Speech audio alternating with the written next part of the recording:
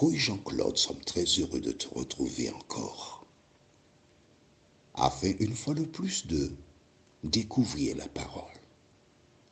Notre thème de ce jour, c'est « Tout retourne ». La référence se trouve dans Ecclésiaste 3, versets 19 et 20. Ecclésiaste 3, les versets 19 et 20. Juste avant d'aborder ce thème, recherchons la présence et l'aide du Saint-Esprit. Notre Seigneur et notre Dieu, merci pour la parole. Merci pour la Bible.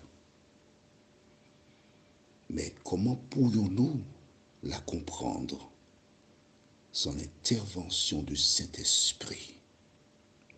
Alors cet esprit descend dans nos cœurs. Vide-nous de tout ce que nous avons reçu et que tu prennes le contrôle total de nos vies. Merci de nous entendre, de nous exaucer. Cette grâce, nous te la réclamons au nom de Jésus et pour ta gloire éternelle. Amen. Rappelle-toi, nous avons vu précédemment dans Romains 5, verset 12, c'est pourquoi, comme par un seul homme, le péché est entré dans le monde, et par le péché, la mort. Et qu'ainsi la mort s'est étendue sur tous les hommes, parce que tous ont péché. Il était donc légitime pour nous de connaître la définition du mot péché. Et dans Jean 1 Jean 3, verset 4, la Bible déclare « Quiconque pêche transgresse la loi, et le péché est la transgression de la loi. » Quel péché Ève et Adam ont commis? Ève, d'abord, Exode 20, verset 3, « Tu n'auras pas d'autre Dieu devant ma face. » En suivant l'ordre du serpent ou de Satan, elle l'a choisi, donc elle a rejeté Dieu. La même loi d'Exode 20 déclare « Honore ton père et ta mère ». En désobéissant à l'ordre de Dieu, elle a honoré le diable. La même loi te dit « Tu ne commettras point d'adultère ». En laissant Dieu pour aller avec le diable, elle a commis un adultère spirituel. La même loi te dit « Tu ne convoiteras point ». Dans Genèse 3, verset 6, la Bible dit « La femme vit que le fruit était bon à manger ». Ça s'appelle la convoitise. La même loi déclare « Tu ne déroberas point ». Dans Genèse 3, verset 6, toujours, la Bible dit « Elle prit de son fruit », donc elle a dérobé. La même loi te dit « Tu ne tueras point ». Le fait de consommer ce fruit qui donne la mort, elle s'est suicidée. La même loi te dit « Tu ne tueras point ». Elle en a donné à son époux Adam, qui mangea. En lui donnant le fruit, elle lui a donné la mort. Maintenant, comme j'ai eu l'occasion d'expliquer, Adam a douté. Il n'a pas été convaincu par le discours du diable, pas du tout. Mais sa peur, c'était de perdre Ève et de se retrouver seul. Bien des personnes vivent dans des relations familiales. Ces personnes souffrent, mais elles ont peur de prendre la décision. Alors écoute, si tu fais partie de ces personnes-là, rappelle-toi que la Bible déclare « Tout royaume divisé ne peut subsister, que tu le veuilles ou pas. Dès qu'il y a mésentente, incompréhension, une communication qui ne passe pas, ça ira à l'échec. » Adam a fait le mauvais choix lui aussi. Et à partir de ce moment, la Bible te dit que le péché est entré dans le monde Et dans Romains 6, verset 23, la Bible déclare, écrit cela dans le cahier. On a déjà abordé cette référence, mais comme ce n'est pas ancré dans ton cerveau pour l'instant, peut-être que tu as oublié. Romains 6, 23 déclare, car le salaire du péché, c'est la mort. Mais le don gratuit de Dieu, c'est la vie éternelle. C'est bon? Bien. Rappelle-toi que Jésus a présenté Satan comme un menteur et le père du mensonge. Retournons dans le livre de Genèse, chapitre 3. Genèse 3. Et nous lisons. Tu as trouvé?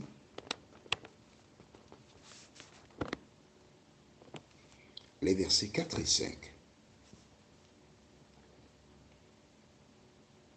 Alors le serpent dit à la femme, vous ne mourrez point. Tu as vu cela?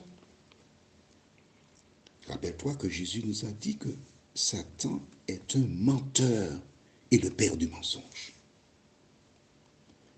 Cette parole-là a traversé les siècles. Et beaucoup de personnes ne croient pas que l'homme meurt. C'est à partir du mensonge du diable. Écoute attentivement. Si tu somnolais, ouvre tes yeux, prends 2 bois d'allumettes pour garder tes yeux ouverts. Écoute bien ce que je te dis. Des personnes soutiennent qu'à la mort d'un individu, il va soit au paradis ou en enfer.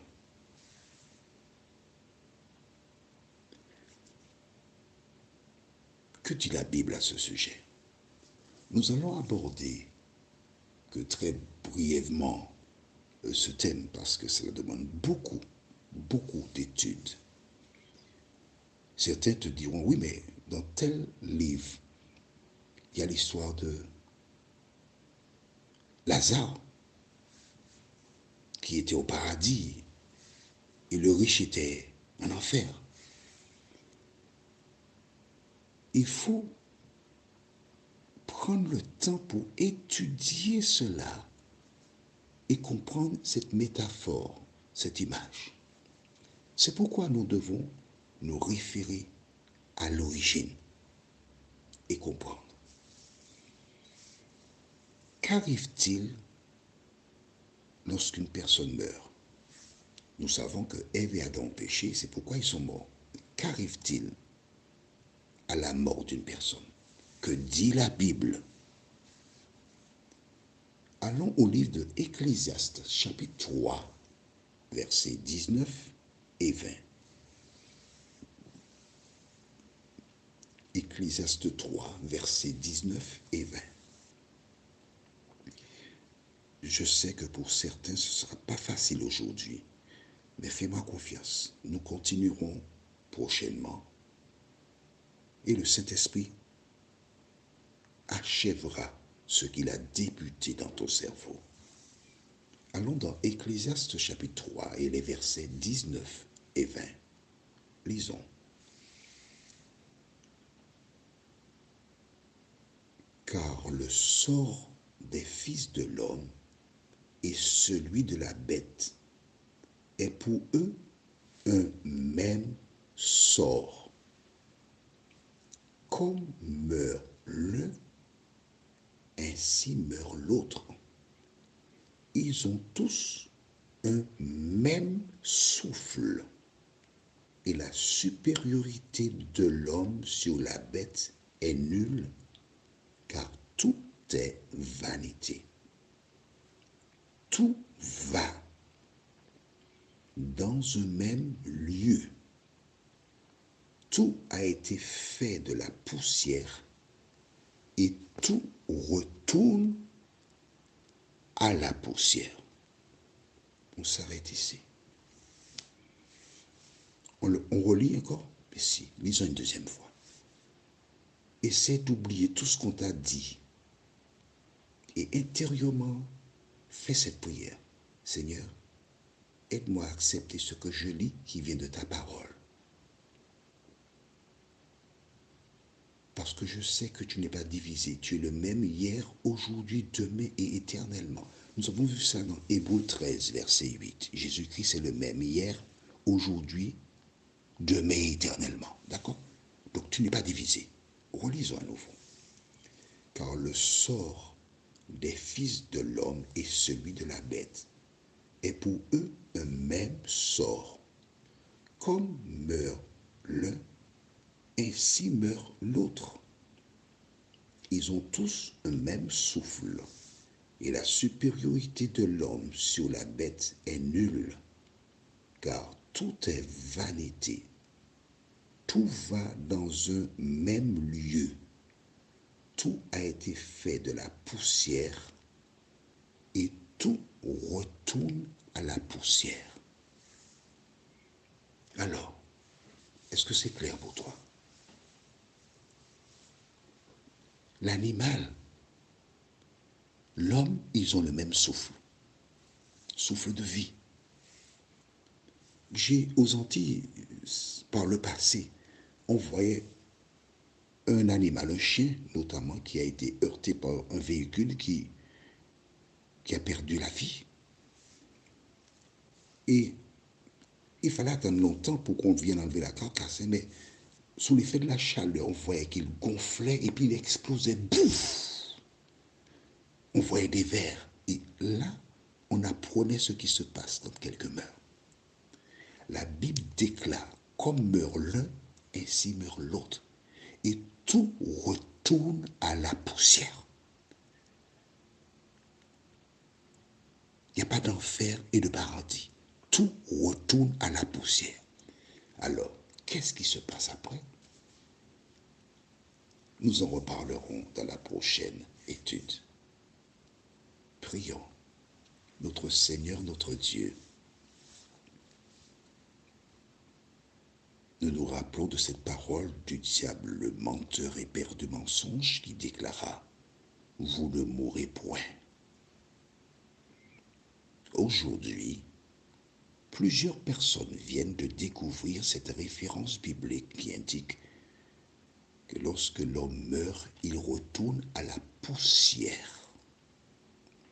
En attendant la prochaine étude et les autres, permet que ton enfant qui a eu l'occasion d'entendre le 20 février qu'il ne faut pas douter, accepte cette vérité parce qu'il a lu, il a compris, Seigneur, de telle sorte que tu sois en mesure d'ajouter encore à sa connaissance d'autres connaissances et qu'il ait la véritable connaissance. Merci de nous entendre et de nous exaucer. Nous t'avons prié au nom de Jésus pour ta gloire éternelle. Amen. Notre prochaine étude est la nature de l'homme. Nos références, Genèse 2, verset 7 et Ézéchiel 18, verset 20. Genèse 2, verset 7 et Ézéchiel 18, verset 20. Que l'Éternel continue de te bénir.